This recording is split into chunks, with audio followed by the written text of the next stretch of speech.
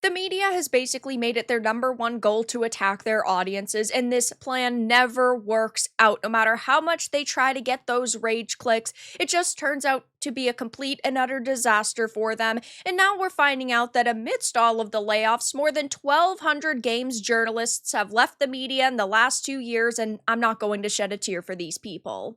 I have a few different things to show off, but before I get into the topic, if you enjoy the content I create, check out the links in the description, join the community in my live streams, and consider supporting through Patreon or YouTube memberships. Now, I do not like to revel in the fact that people are losing their jobs, but when you suck so much at your job, you don't deserve to have it anymore. And these types of people think we are scum of the earth. They hate gamers, they hate people who do not agree with them, and they want to see you kicked out of the industry. They don't want games to be made for you anymore. They just want their titles to be the exact way that they want, them to be as progressive as possible, them to push certain narratives, them to only be made for a certain group of gamers, even though these people don't really play video games. And now that so many of them are being pushed out of the industry, I'm not going to sit here and defend them and say this is so sad. So, it says more than 1,200 video game journalists have left the media in the past 2 years and haven't returned to the industry, it's claimed. I don't even know who was employing 1,200 video game journalists. We constantly hear about the handful of people who work at The Gamer and Kotaku and Polygon and Rolling Stones, but that's about it. I didn't even know that they had those types of figures anymore, but it says that's according to data supplied to VGC by Press Engine, a popular PR tool used by developers and publishers to distribute codes and press releases to a global database of journalists and content creators. According to Press Engine, more than 600 journalists who regularly covered video games at major outlets around the world have disappeared from their database in the past 12 months. Virtually the same number of people left their positions in the last 12 months before that, the firm said, and haven't taken up roles at other media companies since. Yeah, look at the reasons why.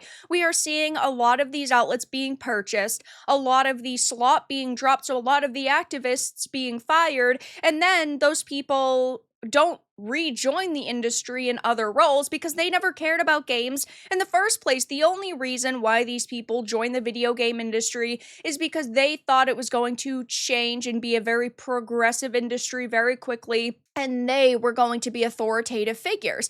They couldn't make it at mainstream political outlets like MSNBC's, and so they said to themselves, the video game industry seems to be changing. This seems like an easy way to push my propaganda, and then that didn't work out for them. And so they've now given up because they realize that gamers are not going to be pushed around as easily as they expected. Gamers are independent thinkers. Gamers are people who are not just going to buy into a narrative because the access media tells us to believe the information they're giving us.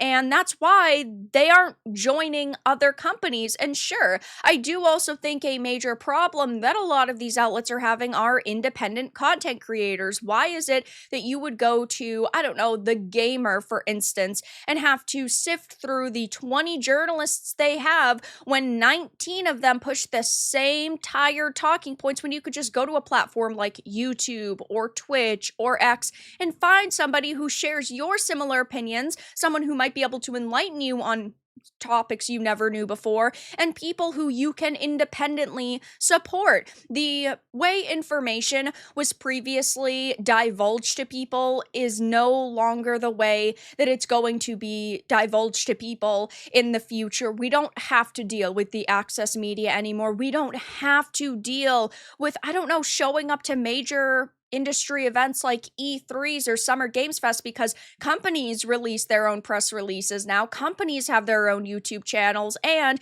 if you want commentary on the industry, you can find a content creator who you completely agree with, and you can find a ton of these people. But at outlets like The Gamer, they constantly belittle their audiences. They constantly have the opinions that are different from gamers. So if we love a game, they hate a game, and vice versa, which you're not going to get me to support. You, of course, have them being paid to shill for certain products, and that can happen with content creators too. They can receive codes, they can receive sponsorships, but you are finding people that you would say are more trustworthy than others, and so it depends on you, who you are supporting, who you are following. And of course, this is why we've seen so many of these video game journalists like Alyssa Mercante, for example, and Jade Raymond, for example, melt down over the past couple of years. They've gone completely off the deep end because they realized that there is no longer a place for them in this industry. The SJWs who are like-minded are not showing up to monetarily support them or really even read their articles, and they see content creators like myself, for example, who are constantly day by day growing, and they hate that because they feel that they should have been an authoritative figure and they should have been getting more attention, and that didn't happen. So according to Press Engine's database of tier 1 publications that cover games, which is defined as major websites, both specialist and mainstream, with 7-figure plus audiences, the global pool of game journalists has declined by 25% in just 2 years. The vast majority of these departures were from specialist gaming websites like IGN, Polygon, or GameSpot. If amateur, part-time, or freelance writers are included, the number of departures from the games media swells to more than 4,000 people since October 2023. Now, my major question was, how is it that they end up getting these numbers, right? Can anybody go and sign up for this service or website? Do you have to have certain qualifications, things like that? And after doing just a little bit of digging, you have to pay for this service, and quite a lot. It's either £300 all the way to £1,200, which is definitely a hefty chunk of change. So I don't know exactly how long that time is either, like if there's a certain activation period, if you have to be verified, because there's no way I'm going to give a service like this my money. But I thought that that was very, very interesting, though. Regardless, of course, over the past couple of days, we've been talking quite a bit about how The Gamer is now going through major layoffs. We've talked about IGNs and Polygons going through layoffs, and gamers are mocking these individuals. And again, rightly so, when you constantly attack your audience and you are known for mocking the people you need to read your articles, yeah, you're not going to get much sympathy. Only 25%, those are rookie numbers. You gotta pump up those numbers. Those are rookie numbers. More! And nothing of value was lost. Sounds like there's still a lot to go away. Those are rookie numbers. We need to drop it by 100%. I'm concerned about where they ended up, how many of them are cultural advisors or some such in actual dev teams now, which is a good question.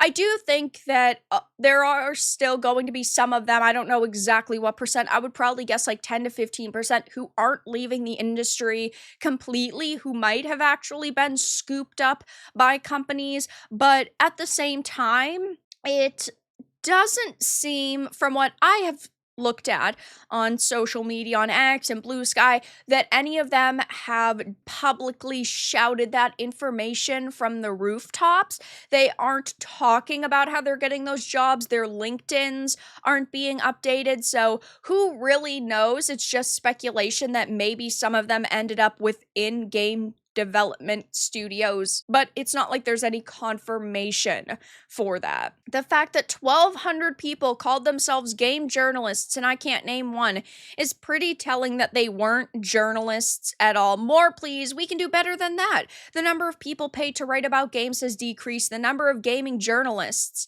has stayed the same. Rookie numbers, let's bring that way up until they find real jobs. Journalists can't even finish tutorials, promotes, woke. And again, I do think that there are some good apples in every bunch, and I'm sure that there are some journos that ended up getting laid off who actually are decent. Maybe they actually have degrees. Not that a degree in journalism really gives you any authority, but maybe they did things like write game guides and cover charity events and things like that, things that are actually positive. And I hope that those people take to social media and build up their own independent platforms, maybe like X, YouTube, Twitch, things like that. But it's very hard to wade through the trash to find the very few people who are diamonds in the rough, people who actually deserve our support. So, of course, I think it's hilarious to cover games journalists losing their jobs because over the years they have constantly attacked gamers, and now the consequences of their own actions are catching up to themselves, and there's no possible way I'm going to sit here and defend them. But that's all that I really had to discuss in this video. Let everyone know your thoughts in the comments below. If you found this important and informative, make sure to give it a like, and if you didn't, give it a dislike. I appreciate your support either way, but I'll talk to you all again in the next video really soon.